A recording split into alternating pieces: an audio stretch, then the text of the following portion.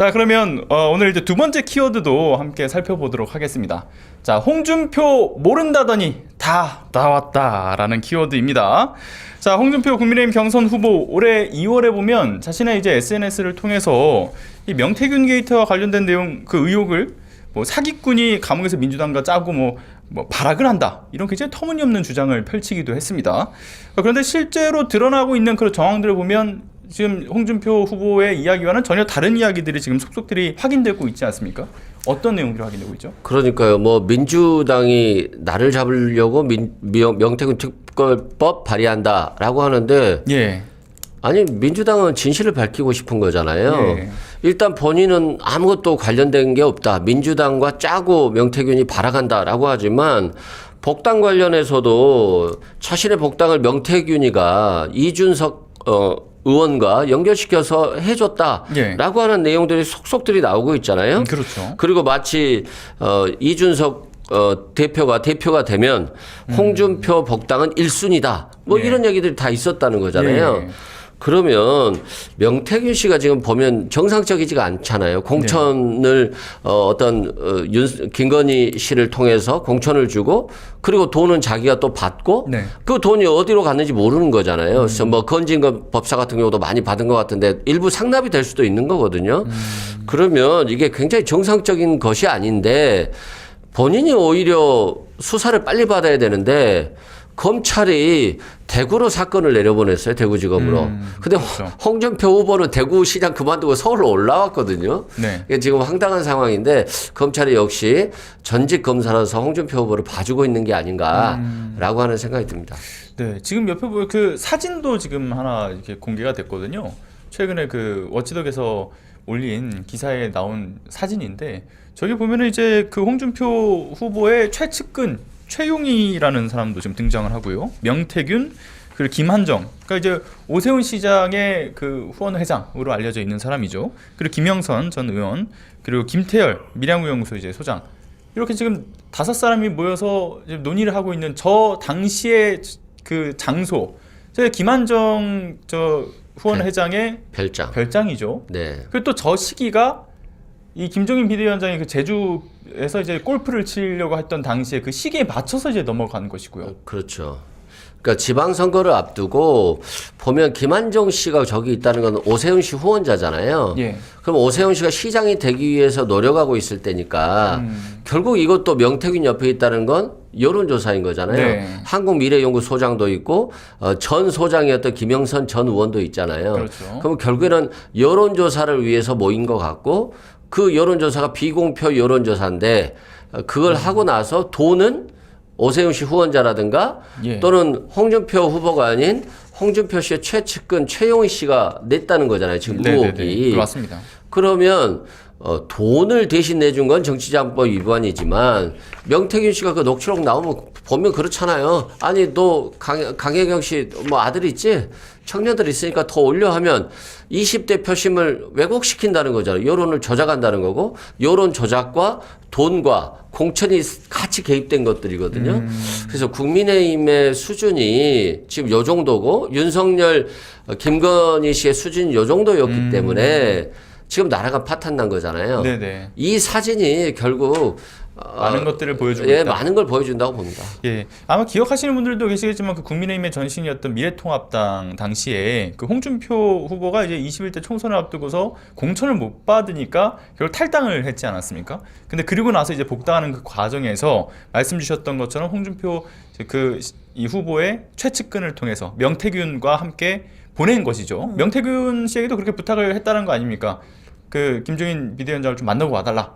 라고 그렇죠. 해서 이제 넘어가면서 그 이후에 저 장소에 모임들이 있었고 급물살을 이제 타면서 복당을 한 것이죠. 그리고 이제 복당을 하기 또 전날에 그 여론조사 65%가 내가 국민의힘으로 돌아오길 원해하더라 라고 하면서 보여준 것도 그 미래한국연구소의 의뢰를 통해서 했던 거였고 그렇죠. 그리고 말씀 주셨던 것처럼 최측근이 차명계좌로 이제 입금을 했던 거 다 나온 거 아닙니까? 치밀하네요. 굉장히 치밀하네요. 자, 그런데 이런 식으로 그 명태균과의 홍준표 후보의 이제 관계성이 명확해 보이는 내용들이 다 나오는데 중요한 건 이를 뒷받침해주는 증언 그리고 이런 사진들이 나오지만 또 아니나 다를까 제주회동 모습이 이전에도 수차례 이들과의 만남이 있었다라고 보여지는 사진도 또 공개가 됐죠. 지금 사진 한번 띄워주시죠. 자, 일회성 모임이 아니었다. 심지어는 뭐 7, 8년 정도 된 관계를 지금 유지해 왔다라는 얘기까지 지금 나오고 있는 상황인데, 역시나 뭐 이 사진도 등장하고 뭐 관련된 증언들까지 다 나오는 마당에 이게 아주 단순한 지인 관계로 보기는 어렵지 않나라는 생각이 들 수밖에 없어요. 어렵다고 보고요.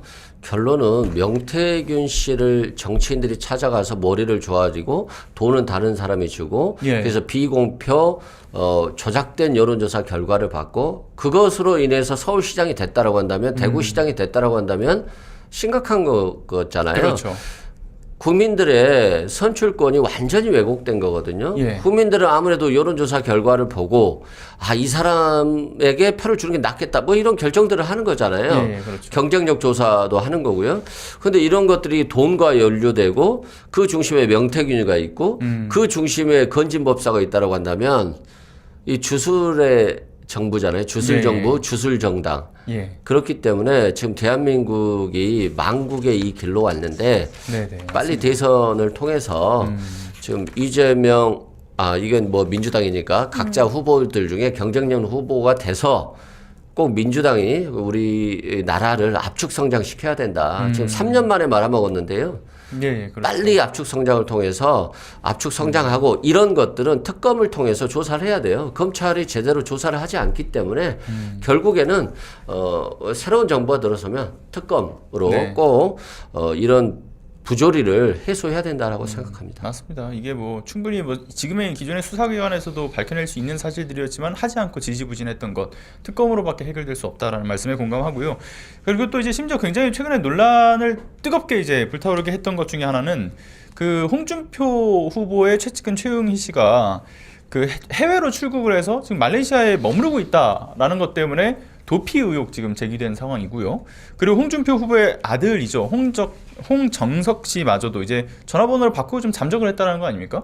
그래서 이렇게 증거를 인멸하려고 하는 거 아니냐 이렇게 볼 수밖에 없다라는 지적도 할 수밖에 없는데요. 그러니까 내란 회동때 안가에서 법제처장, 이완규 예. 법제처장, 그다음에 뭐 법무부 장관 예, 이렇게 몇 명이 모였잖아요. 예, 그 모인 사람들 다 핸드폰 바꿨다고 그러잖아요. 예, 그렇죠. 아니 그럼 법을 공통된 다룬 패턴이다. 법을 다룬 사람들이잖아요. 법을 다룬 그렇죠. 사람들, 법무부 장관, 법제처장들이 핸드폰을 바꾼 거잖아요. 그거 마찬가지예요. 이게 핸드폰을 못 바꾸게 만들어야 되는데 말레이시아로 출국했다는 거잖아요. 최영희 씨 같은 경우는 그렇죠. 경선 끝나면 오겠다.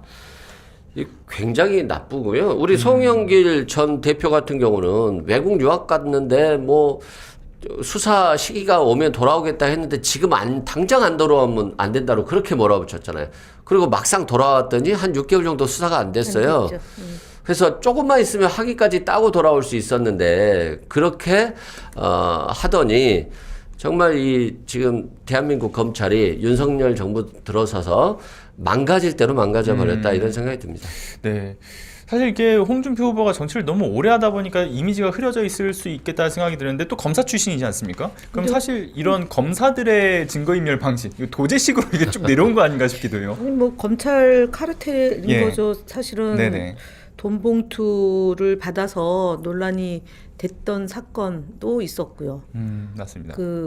그래서 이제 그때 당시에 돈을 전달한 사람은 그 증거를 벽에 걸린 그 뭐라고 해야 돼? 글씨 그걸로도 입증을 했었는데 그냥 유야무야 예, 했던 그렇죠. 걸로 기억이 나고 어쨌든 이거는 그 말레이시아로 도피한 사람 그다음에 이제 잠적한 아들이 있지만 결국은 명태균 씨의 움직일 수 없는 객관적인 그 증거들이 있잖아요. 네. 근데 검찰이 지금 수사를 하지 않고 그냥 야당 측에 문재인 전 대통령에 대한 그 기소로 네. 물타기 하고 있는 거죠. 그래서 그쵸. 검찰 스스로가 더 이상 이 검찰이 대한민국에서 제대로 된 수사를 할 수 없다는 것을 입증하고 있는 과정이기 때문에 좀 우리로서는 좀 고통스럽고 힘든 시기지만 결국은 이런 그 잘못된 관행과 검찰끼리의 짬짬이를 또 한 번 일소하는 계기가 네. 되지 않을까 싶습니다. 맞습니다. 맞아요. 그러니까 문재인 전 대통령께서도 예. 검찰에서 3년간 조사를 했잖아요. 그러면 변호인 측에서 한 달만 주라 의견서 내겠다라고 했으면 한 달 정도 기다려줘야 되는데 그렇죠. 기소해버렸잖아요. 네네. 그건 공식 선거운동 들어가기 전에 해버린 거거든요. 네. 결국 이 정권이 바뀌면 수사가 형편이었기 때문에 기소 안 할 걸 알고 있었고 그래서 이걸 정치적으로 이용하려고 기소를 넣어버린 거예요. 그것도 있지만 사실은 제일 정말 괘씸한 거는 문재인 대통령을 그러니까 부패한 사람으로 만들고 윤석열의 내란범을 전직 두택 하나는 이제 전 대통령 예. 이제 그 파면된 윤석열과 그 문재인 대통령을 동일시하는 이런 검찰의 아주 못된 네. 일들이 예. 그러니까 명백한 정책 의도성을 갖고 있는 수사다. 그럼요. 이렇게 볼 네. 수밖에 없을 그렇죠. 것 같습니다.